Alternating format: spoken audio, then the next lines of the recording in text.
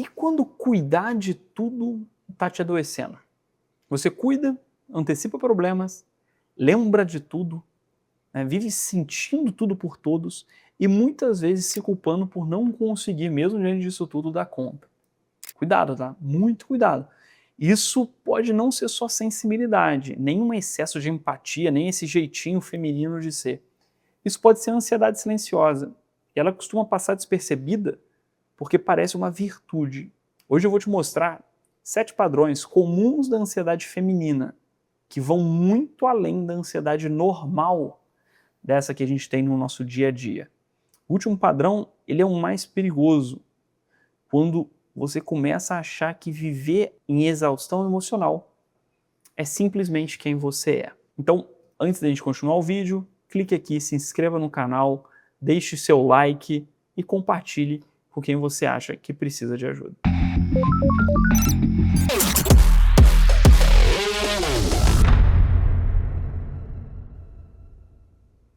Eu sou o João Marcos, sou neurologista e no nosso canal a gente fala sempre de saúde mental, nossa vida cotidiana, com dicas muito práticas e sempre baseado em evidência científica.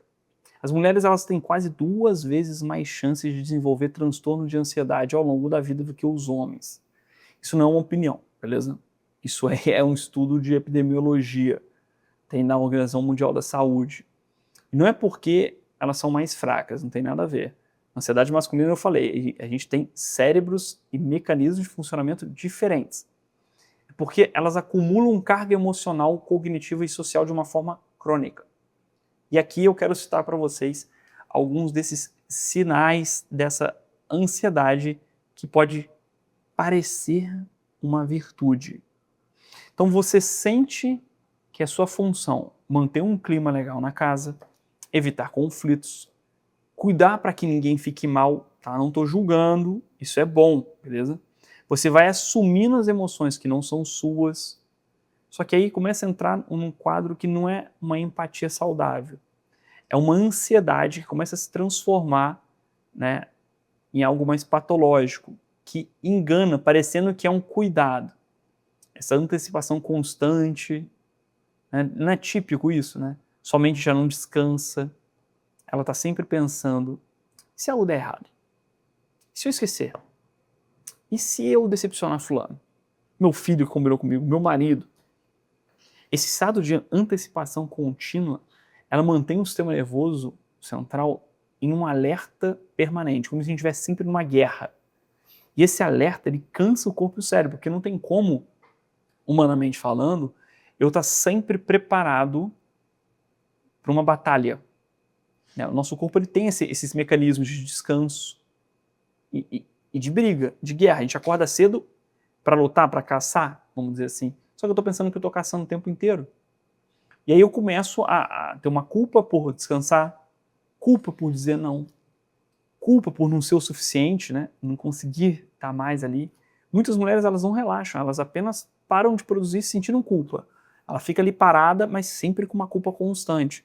E essa culpa crônica é um dos combustíveis mais potentes para a ansiedade, cara. Tem trabalhos, né, American Psychological Association, que comenta sobre essa sensação de culpa constante que algumas mulheres têm.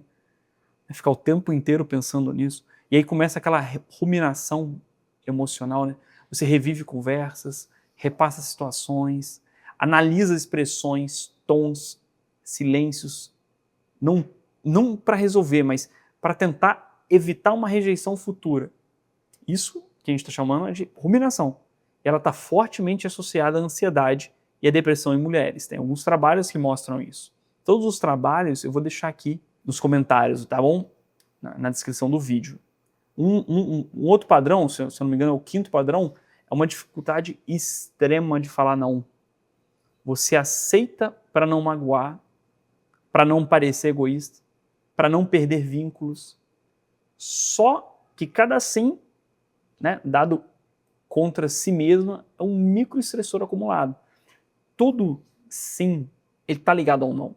Se eu falo sim para tudo, se eu falo sim para todos os pacientes que me pedem uma consulta, por exemplo, eu estou falando não para minha vida espiritual, o momento que eu teria que rezar, não para minha vida intelectual, o momento que eu teria que estudar, não para minha esposa. O sim e o não são as duas faces da mesma moeda. E aí o corpo vai acabar cobrando, né? A gente vai começar a trazer sintomas físicos, que é o seu padrão. O corpo ele vai falando, né, de certa forma, meio clichê, o que a boca não fala. Então, a ansiedade feminina ela aparece frequentemente, né, como uma tensão cervical, dor de cabeça, intestino irritável, palpitações, fadiga persistente. Isso não é uma coisa da sua cabeça, tá? Isso é uma ativação crônica do sistema nervoso central, que a gente fica ativando o sistema nervoso simpático continuamente, de novo, num mecanismo de luta constante. Outro padrão, que é o mais perigoso, é normalizar a exaustão. Esse sétimo padrão é muito grave, isso é um ponto de ruptura. Quando você começa a pensar que eu sou assim mesmo, se eu não fizer, ninguém vai fazer, descansar é um privilégio, não é um direito, né? A gente falou sobre o descanso no outro vídeo, a gente tem até um podcast falando sobre descanso. Isso não é uma identidade, não, isso é uma adaptação patológica sua. Viver nesse estado vai aumentar o risco de transtorno de ansiedade persistente, depressão, doenças autoimunes, piora, né, da saúde cardiovascular ao longo do tempo e até mesmo aumento das chances de quadros demenciais. Então muitas pessoas pensam, né, que acabam levando a vida de uma forma meio que automática, né? Tá aí o nosso saindo do automático, sem perceber, né, como se fosse uma coisa meio incutida a elas, assim, não, eu vou cuidar antes de sentir, vou agradar antes de eu ser eu mesmo, né, sustentar alguns vínculos a qualquer custo. Isso vai criar um cérebro, né, um estado de hiperadaptação ao outro, de certa forma, né, e você vai se desconectando meio de você mesmo, né. Você não lembra nem que filme mais você gosta, das coisas. Não tô falando aqui, não, o importante é eu me amar, eu não sou dessa linha, tá? Não é isso. Mas ao contrário também, eu não posso me anular totalmente. Até para eu poder servir, eu tenho que ser algo. Normalmente eu transbordo aquilo que eu tenho. Então eu preciso estar bem para conseguir estabilizar isso, as pessoas à minha volta, ou amar, ou me doar, né? O começo da saída não é romper com isso tudo, tá? É colocar algumas dúvidas em algumas crenças automáticas que a gente tem. Eu sou realmente responsável por isso? O que vai acontecer se eu não resolver? Isso é cuidado que eu estou tendo ou é medo? Esse é um momento da pausa, antes de agir. A gente tem que pensar. Então, vamos lá, para começar hoje. 3 passos muito simples. Nomeie o que você sente no corpo, beleza? Então, é tensão no ombro, é aperto no peito. De novo, isso reduz a reatividade da amígdala e melhora o controle pré-frontal. Tem artigos que mostram isso, só de você nomear. Diga um não pequeno, sem explicação longa, tá? Não é agressividade, não. Uma autorregulação aqui. Fala, não, não vai acontecer nada. Não acontece nada. Você acha que se falar aquele não, tudo desmorona?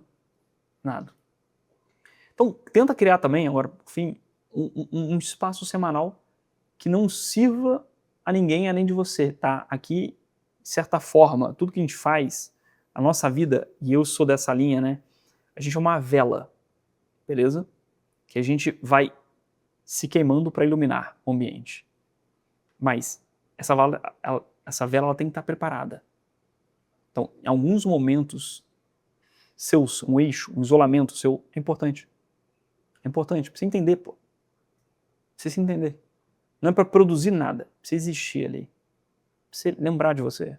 É daquilo que você gosta, que você está fazendo, né?